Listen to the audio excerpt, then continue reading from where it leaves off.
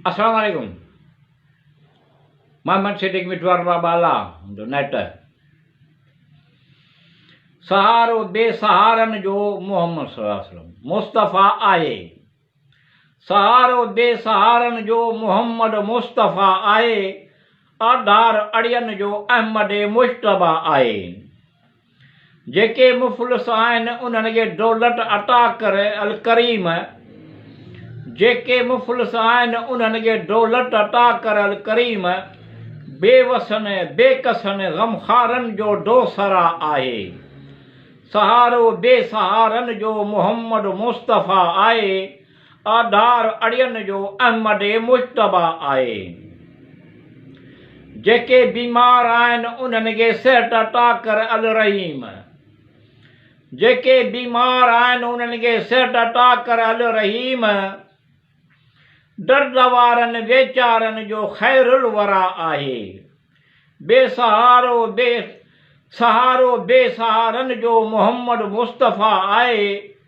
सहारो बेसहारन जो मोहम्मद मुस्तफ़ा आए। आधार अड़ियन जो अहमद मुश्तबा आहे। रिज़्क़ रोज़ीअ में उन्हनि खे बरकत ॾे अव्वल आख़िर। रिज़्क़ रोज़ीअ में उन्हनि खे बरकत ॾे अल अव्वल अल आख़िर। कॾो खुशहाल करियो आला ऊला आहे। सहारो बेसहारन जो मोहम्मद मुस्तफ़ा आहे।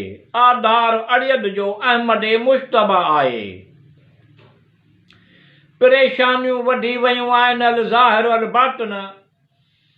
परेशानियूं वधी वयूं आहिनि अल ज़ाहिर अल बातिन।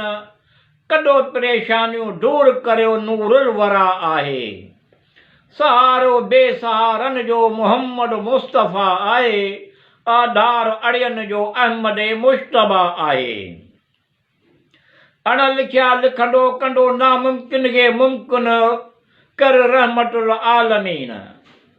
अण लिखिया लिखंदो कंदो नामुमकिन खे मुमकिन कर रहमतुल आलमीन। नेमतूं ऐं रहमतूं अता करियो नूरुल हुदा आहे।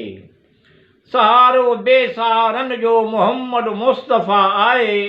आधार अड़ियन जो अहमद मुश्तबा आहे। मिठूअ जा सभु मुश्किल आसान करियो मुंहिंजा मौला।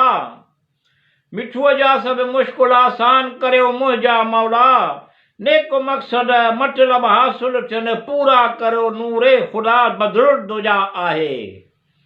सहारो बेसहारन जो मोहम्मद मुस्तफ़ा आहे। आधार अड़ियन जो अहमद मुश्तबा आहे।